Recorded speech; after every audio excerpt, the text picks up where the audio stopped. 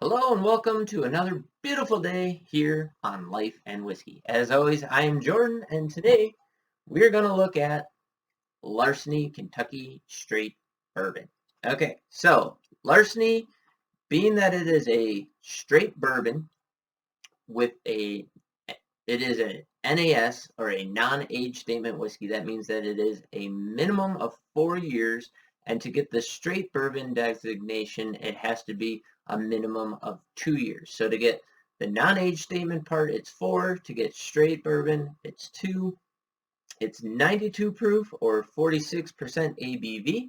That is what we're going to be discussing today on this program. We're going to look at the difference between ABV, alcohol by volume, and proof here in the United States. Larceny is produced by Heaven Hill and is distributed and bottled by Old Fitzgerald Distillery in Bardstown, Kentucky. And as the bottle says, the story behind this is that John E. Fitzgerald was the only treasurer agent to have the keys to the rick houses back in the day. And so he would go in there and siphon off the best barrels out of the rick house and keep them for himself. And so hence the name Larceny.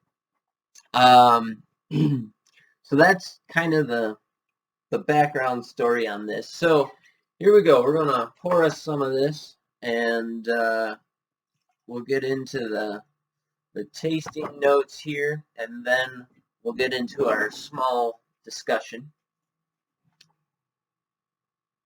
Ooh, so right off the bat, right up front, heavy corn dust.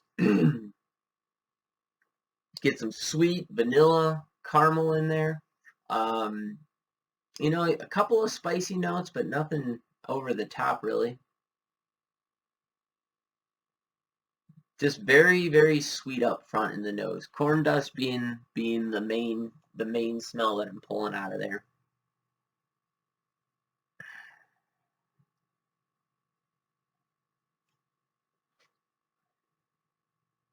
On the palate, I get corn dust absolutely dominating. It's the first thing I taste. It lingers the longest as other flavors kind of go and flow through. That corn dust kind of just stays on my tongue. I get corn dust, then moves into a vanilla and a caramel. All the while maintaining a sweet, and then kind of somewhere in the middle, you pick up this weird baking spice, nutmeggy kind of flavor. Not weird, it's just not something that I normally get. That's fairly present in here. You can kind of get a little bit of cinnamon out of it if you work at it, so that nutmeg, cinnamon, baking spice kind of area.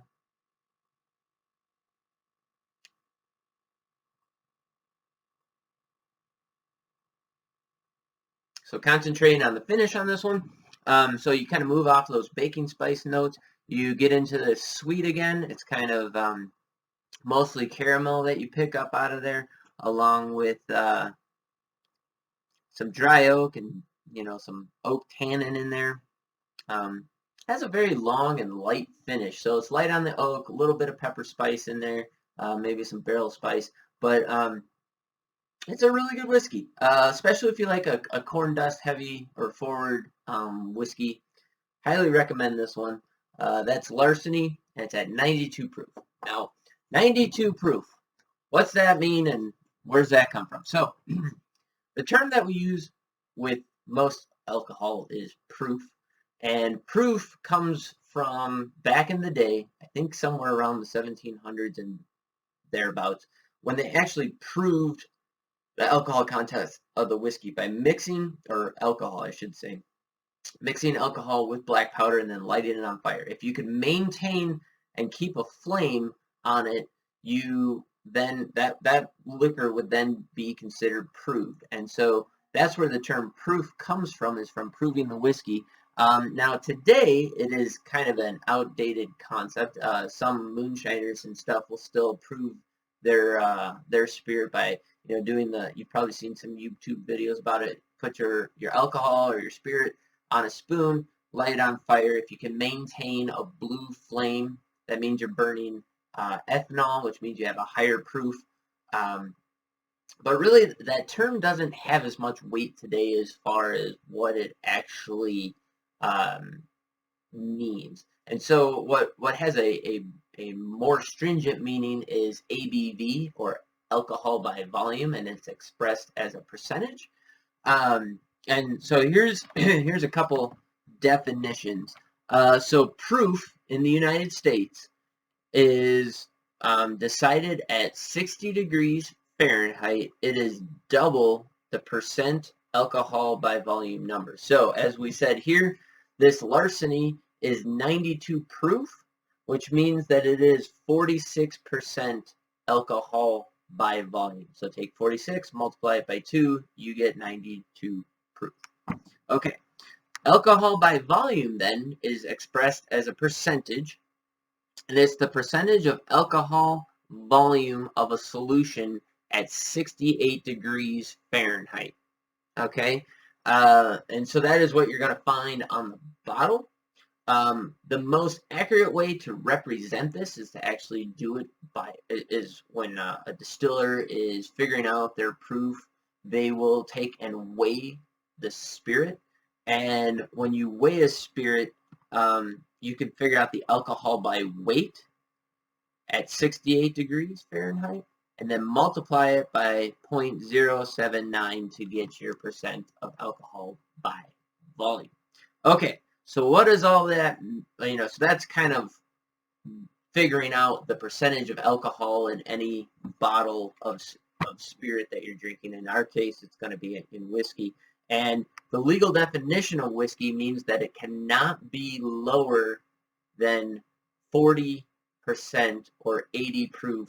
80 proof. So it can't be lower than 40% alcohol by volume or 80 proof and still be labeled as whiskey. So there's a couple of things to kind of unpackage with proof or why it matters. So number one, the higher the proof or percent ABV, the more alcohol there is in any given volume, which means it takes less to get you drunk. That's the first thing you should know, because the alcohol is more concentrated. Also, the higher the proof, most likely the higher the burn you're going to feel in your mouth and your throat as that alcohol is going into your body.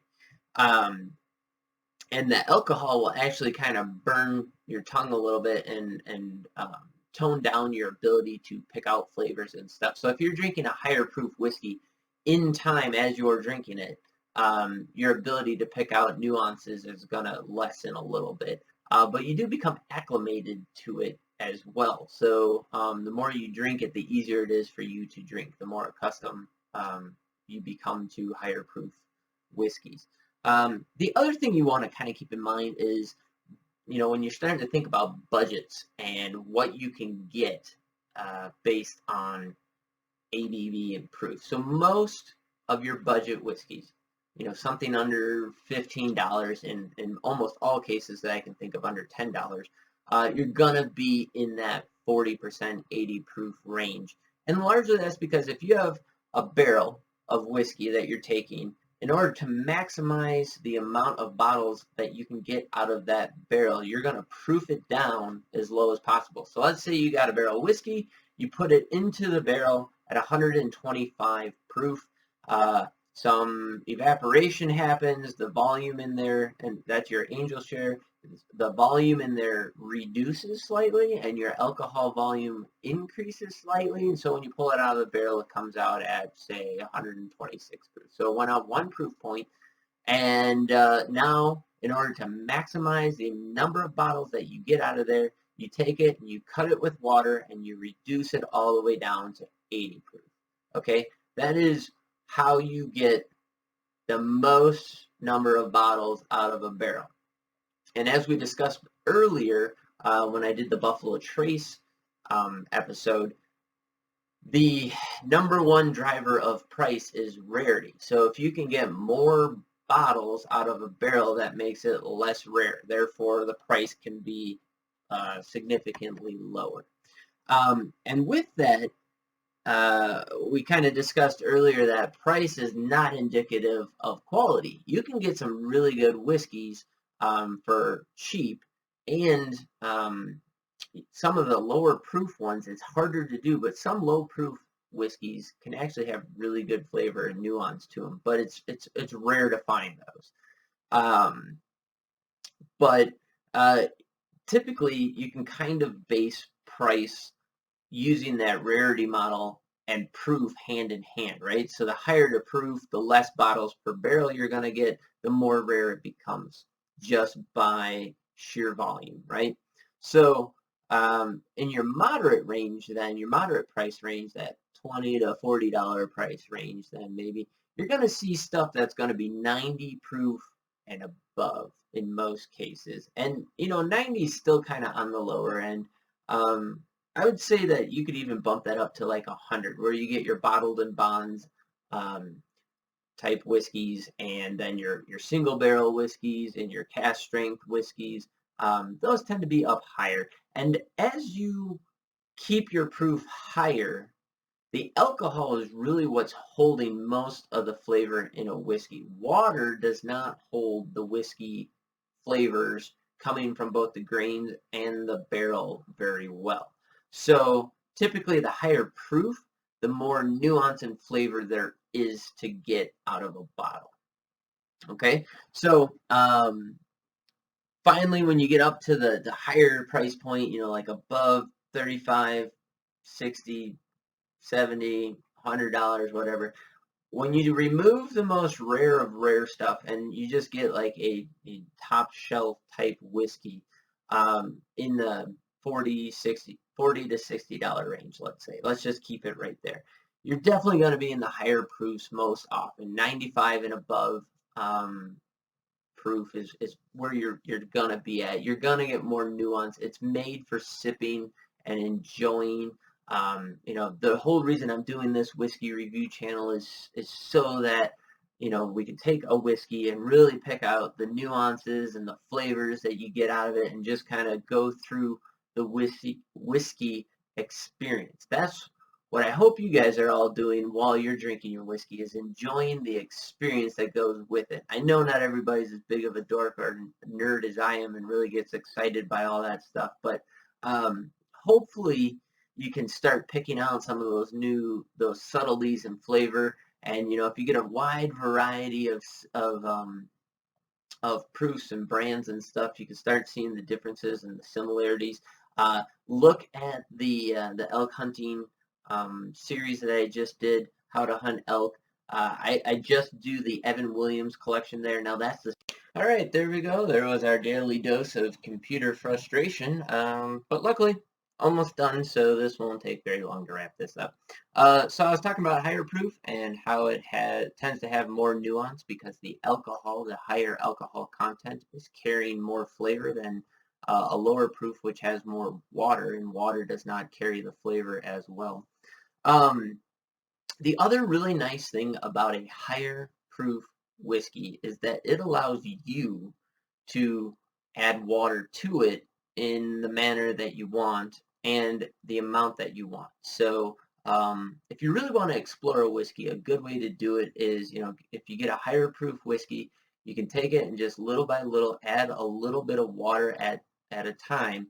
And so add some water, let it sit for a couple of minutes, and then try it. And you'll see that the flavor of the whiskey changes quite dramatically for a lot of whiskeys out there. Not always, but most often it will. And then you can decide at what proof or how much water you think that particular product drinks the best. So when you're getting a bottle of whiskey, most often the proof that it is at, it's either one, really, really low because it's a budget option, or two, it's at that specific proof because that is where the distiller thought that whiskey tasted the best.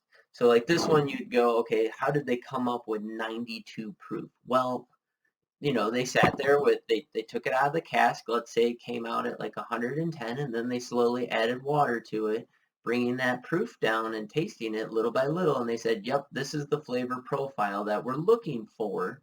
And then that's where they bottle it. And so for this particular one, it happened to be at 92 proof. So you get to play distiller then if you get a high proof. So like if you buy a cask strength whiskey, that means they took it straight out of the barrel, dumped it into the bottle, and whatever proof that was at, that's what you're drinking.